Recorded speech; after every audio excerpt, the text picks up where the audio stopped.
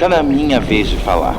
Tô aqui pra lembrar que fui eu quem dançou, cantou, gritou, tudo aquilo que nem sempre pôde ser dito. Então mesmo que me ignorem, que me apaguem, que me censurem, eu resisto. Sempre diferente, cada vez mais forte. Sou toda forma de luta. Sou luz, sou plural. Sou a cultura da diversidade, sempre presente. 29º Festival Mix Brasil. Cultura da diversidade presente.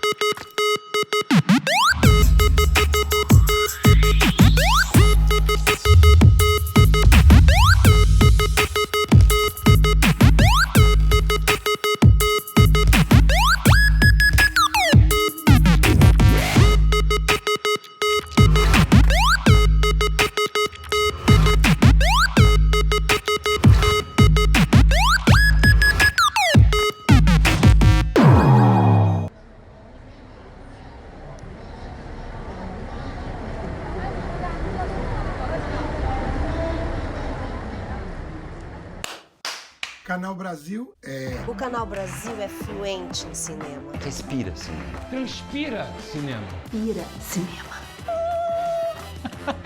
É comédia premiada. Drama de sucesso. É um filme que você não encontrava em lugar nenhum. É lançamento imperdível. E o clássico. Que nunca cansa. O Canal Brasil é real. É documental. É aquilo que não querem te mostrar. Mas que você não consegue parar de ver. O Canal Brasil é tudo isso. Bem-vindos à Mostra Competitiva de Longas Brasil, do 29º Festival Mix Brasil de Cultura da Diversidade. Sou André Fischer, diretor do festival. A gente tem a honra de receber aqui agora para um bate-papo os diretores de Deus Tem AIDS. Eles combinados, acho que eles têm uns 12 ou 13 filmes já exibidos no festival. Queria chamar para a nossa conversa aqui os diretores Gustavo Vinagre e Fábio Leal. Olá. Olá. E aí, rapazes, tudo bem? Tudo bem, você? Tudo ótimo. Tudo ótimo, né? Esperando que a gente possa se reunir pessoalmente em breve. Eu queria começar perguntando para vocês como é que vocês começaram a trabalhar juntos, né? Como eu falei, vocês dois são dois veteranos do festival. Eu estava fazendo as contas, acho que o Gustavo, entre longas e curtas, acho que esse é o 9º filme, né? Se a gente contar ainda que tem um 2º filme no festival esse ano também, o Fábio também. Vencedores de coelhos, Fábio, um grande vencedor de coelhos também aqui no festival. Como é que vocês se juntaram para fazer o Deus Tem AIDS? Enfim, essa é uma ideia que partiu do Fábio há, o quê, Fábio? 4 anos atrás? 5? Foi em 2016, eu não sei fazer conta, 5 anos e meio. E o Fábio me chamou com essa ideia de fazer um filme a respeito das primeiras imagens brasileiras sobre HIV. E aí a gente começou a trabalhar, enfim, em cima dessa ideia. Era mais um filme de arquivo, né? Na época, era meio tentando recuperar essas imagens do Brasil. E aí o filme foi se transformando e é isso. E vocês trabalharam... Bom, o filme foi feito aí durante a pandemia, ou pelo menos finalizado durante a pandemia, né? Vocês gravaram, acho, provavelmente antes, né? Que a gente vê imagens ali das pessoas sem máscara. Como é que foi esse processo de realização, de finalização, especialmente, do documentário? A gente filmou em 2019 a maior parte das imagens que tem lá. Tem um pouco de imagem em 2017, 2018 ou 2017, não lembro exatamente. Mas foi muito especial, assim, esse encontro com as pessoas. A gente demorou a chegar nesses personagens, então a maior parte do tempo do filme, desde 2016, foi tentando encontrar essas pessoas que topassem falar, que tivessem esse trabalho próprio em relação a que, assim, levassem para o trabalho delas na arte o status sorológico delas. E foi muito bom filmar e assim, foi quase... Se a gente não tivesse filmado ali, eu não sei mais quando a gente ia filmar, porque pouco tempo depois, menos de 6 meses depois, rolou tudo isso que a gente está vivendo até agora. Mas vocês fizeram essas colaborações, como é que vocês iam editando? Como é que ia... eu sempre fico curioso, né, trabalhar... Quando é uma pessoa só, fica mais fácil da gente entender como é que faz. Mas, por exemplo, um filme quem tem 2 diretores, como é que vocês faziam? Um editava, voltava? Como é que foi feito? A montagem, a princípio, começou logo depois da filmagem. Inclusive, tem a performance da Micaela, a gente filmou durante a montagem. Foi feito em São Paulo, então o Fábio ainda estava aqui em São Paulo. Ainda não tinha pandemia também. Foram nesses últimos meses de 2019. Depois eu viajei para Recife e a gente continuou a montagem lá. Tinha um montador em Recife, uma montadora aqui em São Paulo. Foi uma montagem a muitas mãos. E aí a gente conseguiu finalizar a montagem lá e depois, enfim, a mixagem, o som, a correção de cor, aí sim foi tudo já feito na pandemia e à distância mesmo. O Gustavo saiu de Recife, acho que 2 semanas depois fechou tudo. E, enfim, a correção de cor foi em São Paulo, a mixagem foi em Recife, foi bem dividido, assim. E como é que foi a decisão, na verdade, de fazer esse filme e como é que é hoje, né, o mercado, assim, porque a gente sabe que tem uma dificuldade de filmes dessa temática, né, de encontrar distribuição, especialmente filme que tem um título, né, bastante... a gente sabe que é polêmico, né, a gente sabe... Como que tem sido, nesse sentido, a carreira comercial? Eu sei que ele ainda está no circuito de festivais, mas como que tem sido, como é que são as perspectivas de lançamento comercial dele? No nosso caso, acho que a gente teve sorte, porque desde o início mesmo do filme, a gente sempre teve com a Vitrine Filmes, que abraçou o projeto desde a gênese dele. Então, e todas as conversas com a distribuidora foram muito boas, assim, incluindo sobre o título, a nossa vontade de ter esse título. A gente ainda não sabe muito bem como vai ser. A gente iria lançar agora em dezembro, mas não vai mais, porque a gente foi contemplado num edital da SP Cine de distribuição. Então, a gente vai esperar os trâmites do edital para a gente ter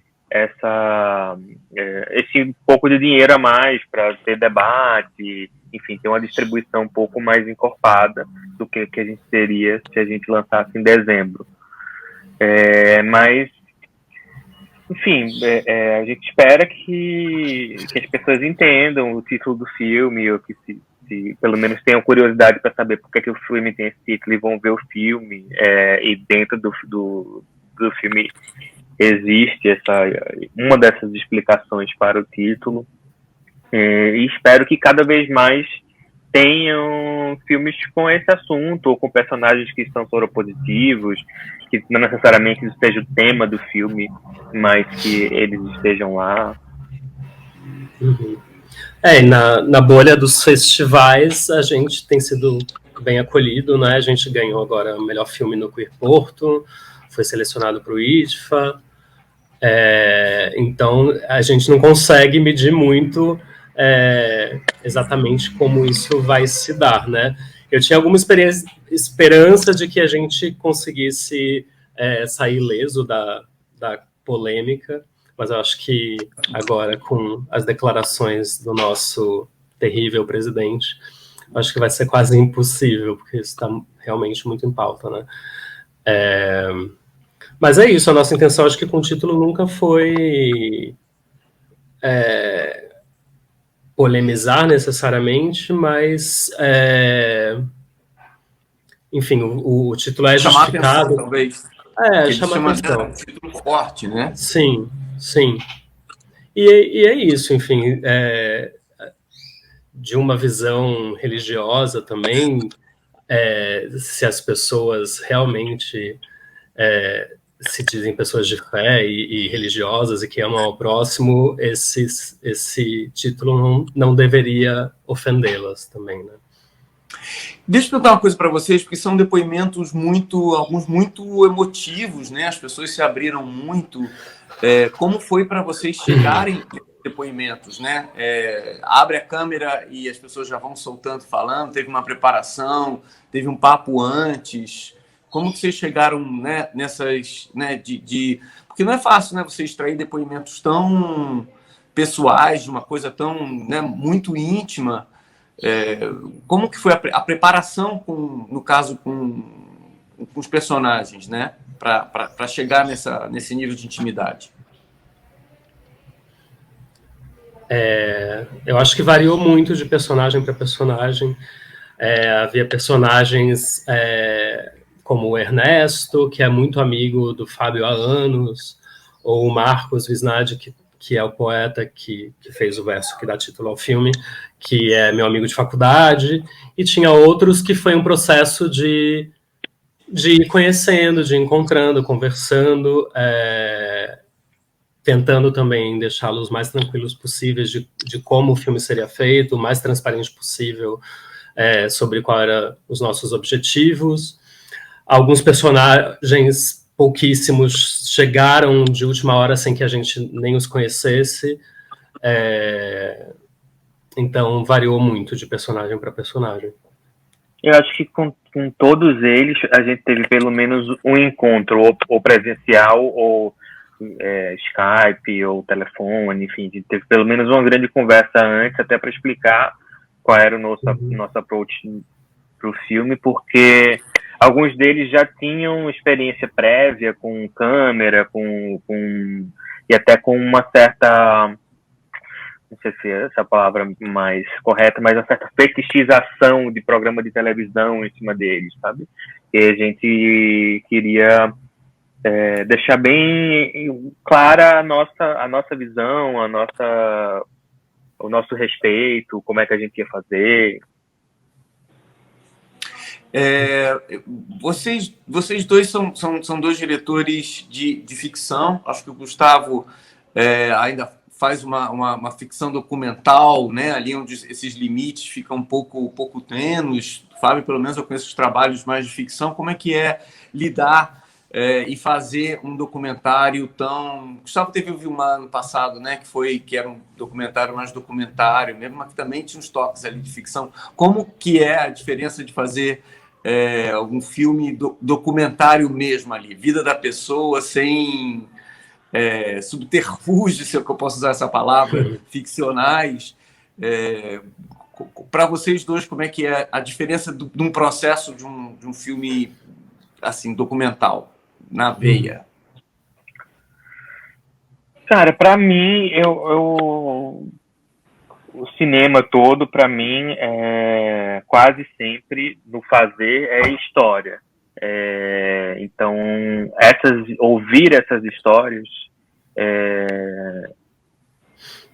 para mim, era o que mais me chamava. Então, eu tinha pouca agência, a gente tinha pouca agência no sentido de a gente não estava criando a história, mas criar esse ambiente para se ouvir e para que essas pessoas se abrissem para a gente, né? Eu também sou preparador, de formação, eu sou ator, me formei em teatro e faço muita preparação de elenco. Então, para mim, o mais importante é você deixar esse espaço para que o ator se sinta à vontade para arriscar e se expor e tal. Então, trazer um pouco isso para o documentário, para mim foi importante, porque no final das contas a gente está lidando com pessoas, né? Então, que elas se sentissem à vontade para contar as histórias delas, que a gente se entendesse também no sentido de em alguns dos nossos filmes a gente se coloca ou como ator ou como personagem do filme, e a gente entendeu antes que nesse filme a gente tinha que se retrair mais. Então, pra gente foi muito, quer dizer, pra mim, Gustavo vai falar agora, foi muito de ouvir e de entender essa costura mais na montagem. E, enfim, e também com as performances e as obras, né, de fato deles também era meio esse espaço lúdico da ficção, de alguma forma, por mais que a gente esteja, né, documentando a performance, de certa forma ali tem também esse espaço de fuga, né, da realidade. Mas eu acho que isso que o Fábio falou de criar esse ambiente, eu acho que é a principal coisa mesmo que difere, quer dizer, que difere ou que se iguala com uma ficção, né, de fazer o ator, o personagem estar ali, porque a gente queria justamente pegar as pessoas, enfim, como você falou, né, na sua intimidade e que os depoimentos fossem os mais, não sei que palavra, diretos, honestos, não sei, porque tudo isso é muito ambíguo. E é isso, por exemplo, o Carué, né, que é um médico, a gente não queria que ele tivesse lá naquela postura de médico, vestindo um jaleco, numa mesa. A gente queria justamente subverter essa imagem do médico, então chegar nesse ponto de que ele aceite estar numa rede, sem camisa, e sendo um médico e ao mesmo tempo soropositivo e falando tudo aquilo, eu acho que para a gente era a nossa maior preocupação, né? Essa ambiência e que todo mundo estivesse confortável onde estivesse, né? Rapazes, uma delícia conversar com vocês sempre, né? É bom que a gente está sempre em contato. Queria convidar todo mundo a assistir, né? Você já deve ter assistido, a gente está aqui em outra plataforma, mas Deus tem AIDS e os outros filmes da Mostra Competitiva Brasil e toda a programação do 29º Festival Mix Brasil. Fábio, Gustavo, obrigado. Obrigado.